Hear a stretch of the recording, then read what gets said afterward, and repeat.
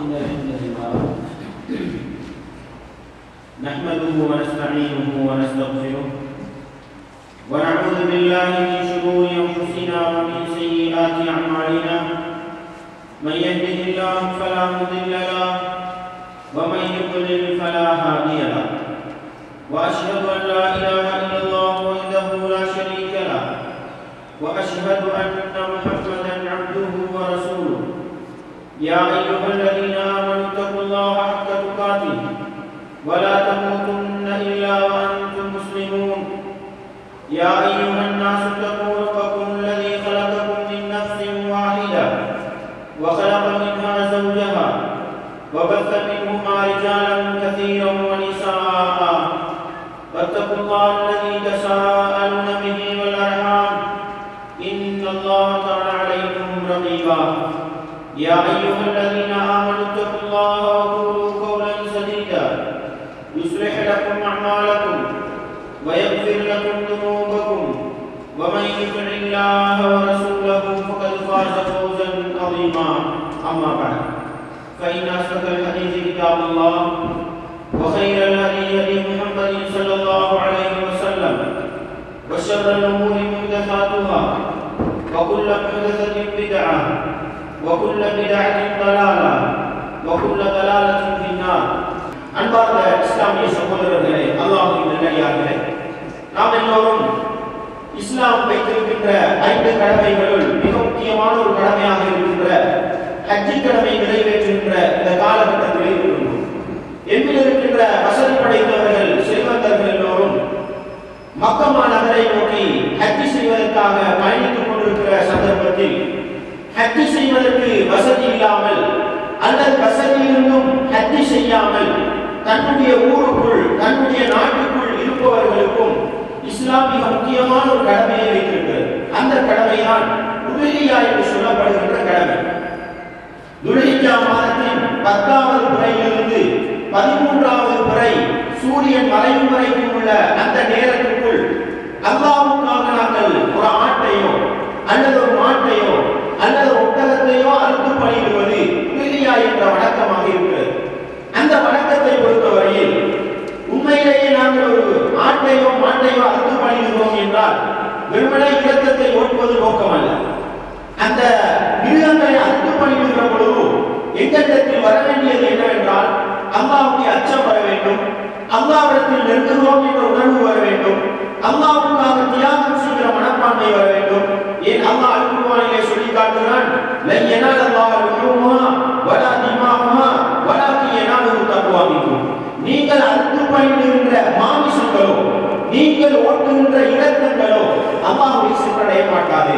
மாறாக நீங்கள் அறுத்து பலியிடக்கூடிய நேரத்தில் உங்களுடைய உள்ளம் எப்படி இருந்தது, உங்களுடைய மனநிலை எப்படி இருந்தது என்பதைத்தான் அல்லாஹ் பார்க்கிறான் என்று அல்லாஹ் சொல்லி காட்டுகிறான். எனவே அன்பான இஸ்லாமிய சகோதரர்களே, எத்தனை ஆடுகளை கொடுத்தோம், எத்தனை மாடுகளை கொடுத்தோம், எத்தனை பேருக்கு இறைச்சி பங்கு வைத்தோம், அவருக்கு கிடைத்ததா இவருக்கு கிடைத்ததா, இதெல்லாம் அல்லாஹ்வை சந்தோஷப்படுத்தாது. இதெல்லாம் அல்லாஹ்வை சந்தோஷப்படுத்தாது. மாறாக நாங்கள் அல்லாஹ்வை சந்தோஷப்படுத்த வேண்டுமா? ஒரு ஆட்டை அறுக்கிற பொழுது, ஒரு மாட்டை அறுக்கிற பொழுது அல்லாஹ்வுக்காக கொடுக்கிறோம் என்றால், அல்லாஹ்வுக்காக தியாகம் செய்கிறோம் என்றால், ஏன் எங்களுடைய வாழ்க்கையிலே நடக்கிற ஒரு பாவத்தை, ஒரு ஹராத்தை, ஒரு தவறை அல்லாஹ்வுக்காக விட முடியாது. அதுதான் நாங்கள் நீங்களும் இந்த உதுஹியாவுக்காக பெற வேண்டிய பாடம். ஏன் தெரியுமா? இப்ராஹிம் நபி இருக்கிறார்கள் அல்லவா, அவர்கள் தான் இந்த உதுஹியா என்ற வணக்கத்துக்கு அடிப்படை காரணம். அவர்கள் எதை அர்த்த பார்த்தார்கள் தெரியுமா?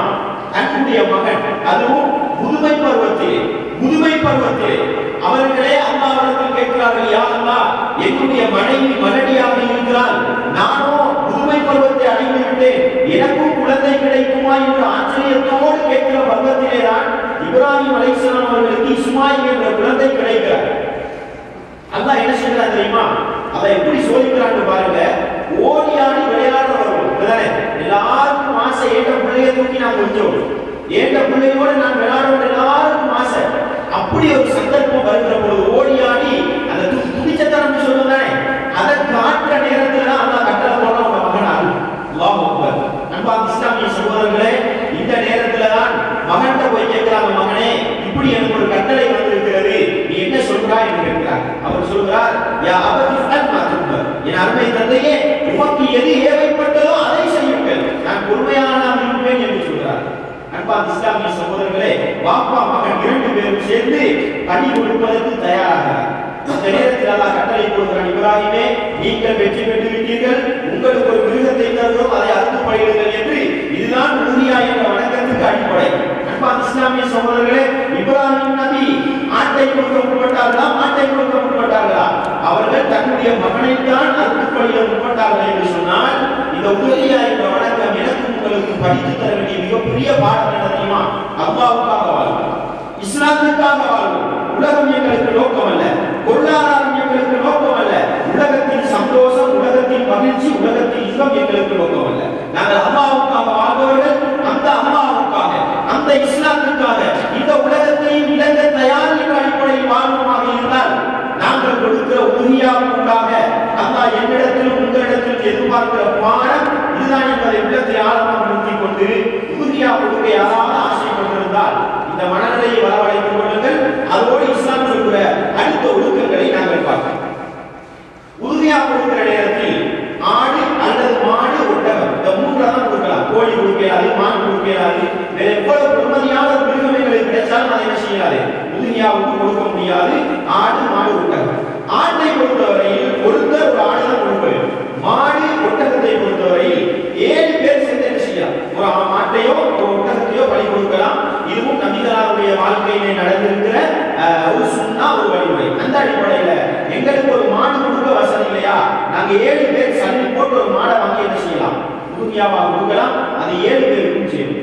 அதே நேரத்தில் நாங்கள் கொடுக்கக்கூடிய அந்த உறுதியாவை எங்களுக்காகவும் எங்களுடைய குடும்பத்தினர்களுக்காகவும் நாங்கள் விரும்புகிற எங்களுடைய முஸ்லிம் உறவுகளுக்காகவும் சேர்த்து என்ன செய்யலாம், கொடுத்துடலாம். ஒரு மாட்டை கொடுக்கிற நேரத்தில் அல்லாஹ் துவா செய்யலாம், யா அல்லாஹ், இந்த குர்பானியை எனக்காகவும் என்னுடைய குடும்பத்தவர்களுக்காகவும் என்னுடைய இப்படிப்பட்ட நண்பர்களுக்காகவும் என்னுடைய குடும்பத்தவர்களுக்காகவும் ஏற்றுக்கொள்ள என்ன செய்யலாம், அப்படி செய்யலாம். ரசூலுல்லாஹ் துவா கேட்பாங்களாம், அல்லாஹும்ம தகப்பல் மின் முஹம்மதின் வ ஆலி முஹம்மதின் வ மின் உம்மத்தி முஹம்மதின். யா அல்லாஹ், எனக்காகவும் என்னுடைய குடும்பத்திற்காகவும் என்னுடைய சமூகத்திற்காகவும் இந்த குர்பானியை ஏற்றுக்கொண்டு ரசூலுல்லாஹ் துவா செய்வாங்க. எனவே ஒரு மிருகத்தை அறுத்து கூட எல்லாருக்கும் என்ன செய்யலாம், நன்மையை சேர்க்கிறதுக்கு அல்லாஹ்ட்ட துவா கேட்கலாம். இதுவும் என்னதான் நபிகளார் காட்டியது ஒரு வழிமுறை. அடுத்த விடயம் என்னவென்றால், அறுத்து பலியிடக்கூடிய நேரத்தில் பிஸ்மில்லா என்று சொல்ல வேண்டும். அல்லாஹ்வுடைய பெயரை சொல்லி அறுக்க வேண்டும். அது நீங்க பிஸ்மில்லா வேணும்னு மறந்தால், வேணும்னே விட்டால், பிஸ்மில்லாவை வேணும்னே நீங்க சொல்லாமல் இருந்தால் அந்த மாமிசம் ஹராமா போயிடும். அதை சாப்பிடுறது, அதை செஞ்சதுக்கு சமம். நீங்க பிஸ்மில்லா சொல்ல மறந்துட்டீங்க, பிஸ்மில்லா சொல்ல மறந்துட்டீங்க, அறுக்கப்படதான் ஞாபகம் வருது. இதுதானே வளமே அறுக்கப்படல தானே, அறுக்கப்பட பிஸ்மில்லா மறந்துட்டு அல்லாஹ் குற்றம் முடியுமானா, அல்லாஹ் குற்றம் முடியுமா, மறந்துட்டு அல்லாஹ் குற்றம் முடிப்பதில்லை. சாப்பிடுற நேரத்தில் என்ன செஞ்சா சரி, பிஸ்மில்லா சொல்லி சாப்பிட்டு விட்டால் சரி. ஏன் தெரியுமா, நபிகளார் வந்து கேட்டாங்க, அல்லாஹ்வின் தூதரே, எங்களுக்கு ஒருத்தர் மாமிசத்தை தாராரு, அவர் பிஸ்மில் சொன்னாரா சொல்லலையா எங்களுக்கு தெரியாது. நபிகளார் சொல்லி பிஸ்மில் சொல்லி சாப்பிட்டுட்டாங்க. நான் ஒரு முஸ்லிம், உங்களுக்கு மாமிசத்தை தாரேன், நான் அறுக்கப்படாத மாமிசத்தை உங்களுக்கு தந்தா நான் தான் குற்றவாளி. நீங்க பிஸ்மில் சொல்லி சாப்பிட்டா கூட பண்ணா முடிஞ்சது. எனவே இந்த அடிப்படையை என்ன செஞ்சுக்கோங்க, விளங்கிக்கோங்க. அது ரசூலுல்லாஹ் அனுமதி தந்த விடை. அடுத்தது பிஸ்மில்லாவோடு சேர்த்து அல்லாஹ் அக்பர் என்ன செய்யலாம், சேர்த்து சொல்லிக்கலாம். பிஸ்மில்லாஹி அல்லாஹ் அக்பர் என்று சொல்லி அந்த மிருகத்துடைய கழுத்தை என்ன செய்யணும், அறுக்கணும். மிக முக்கியமாக இரத்தம் ஓடக்கூடிய நரம்பு, அதே போல மூச்சு போகக்கூடிய அந்த இருக்குதானே, ரெண்டும் அறுப்படக்கூடிய ஒரு மிருகத்தை அறுத்தா சிம்பிள் வேலை இருக்குதா. நாம இதுக்கு அறுக்கிறது இல்லை, ரசூலுல்லாஹ் அறுத்திருக்கிறாங்க. மிருகத்தை எங்கட கையால் அறுக்கிறது சுன்னத்து, மிருகத்தை எங்கட கையால் அறுக்கிறது பயப்படாதீங்க, சிம்பிள் வேலை அது. ரசூலுல்லாஹ் என்ன செய்வாங்களாம், ஆட்டை பிரட்டி தன்னை காடை ஒரு தோளுக்கு கொடுப்பாங்களாம், கையால தலையை பிடிப்பாங்க, ஒரு கையால் அறுப்பாங்க. தண்ணியை சொல்லியிருக்காங்க. நமக்கு இன்னைக்கு 4-5 பேர் தேவைப்படுது, சுன்னத்து.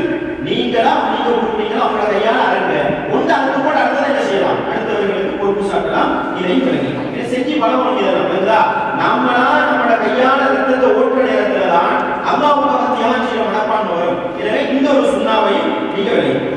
அடுத்த விடயம் என்ன சொன்னால், உறுதியாவுடைய நேரத்தில் மிக முக்கியமாக கடைபிடிக்க வேண்டிய விடயம், ரசூலுல்லாஹி ஸல்லல்லாஹு அலைஹி வஸல்லம் அவங்க சொல்றாங்க, 4 விதமான மிருகங்களை கொடுக்க முடியாது, 4 விதமான மிருகங்களை கொடுக்க முடியாது. ஒன்று என்ன சொன்னா, நொண்டி. நாங்க இருக்கக்கூடிய ஆடோ மாடோ நொண்டியாக இருந்தால் வெளிப்படையா நொண்டக்கூடியது, அதை கொடுக்க இயலாது. அதே போல கண், 2 கண்ணும் கொட்ட, 2 கண்ணும் விளக்குறீங்க, அதை கொடுக்க முடியாது. அதே போல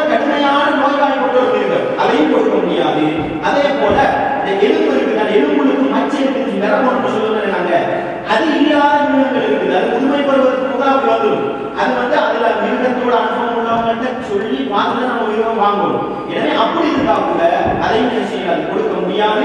அஹ்மது அது போன்ற வேற ஹதீஸ் கிதாபுல பரிசீலனை கொடுக்கிற ஆதாரப்பூர்வமான ஹதீஸ்.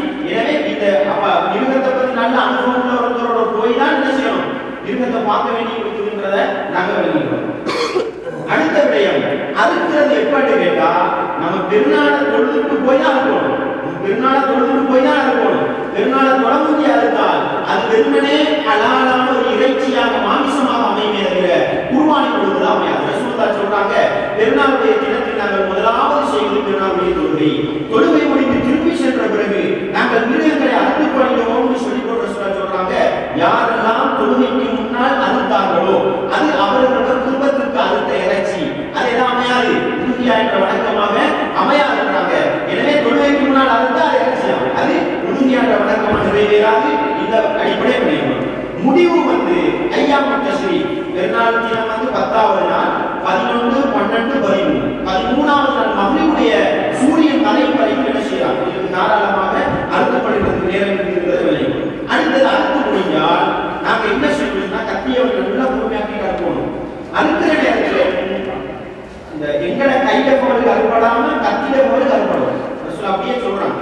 அதே நேரத்தில் அறுத்த பொருள் உடனே முடிக்காம துடிக்க முடிக்காம சூடு ஆற விட்டு உயிர் பரிபூரணம் போக விட்டு மிருகம் முழுக்கவும் என்ன செய்ய உயிரை போக்கின பிறகுதான் என்ன செய்யணும், அது குறிக்கோப்பையும் அதெல்லாம் ஒழுக்கமா சொல்லித்தாராங்க முஸ்லிம்ல வரக்கூடிய.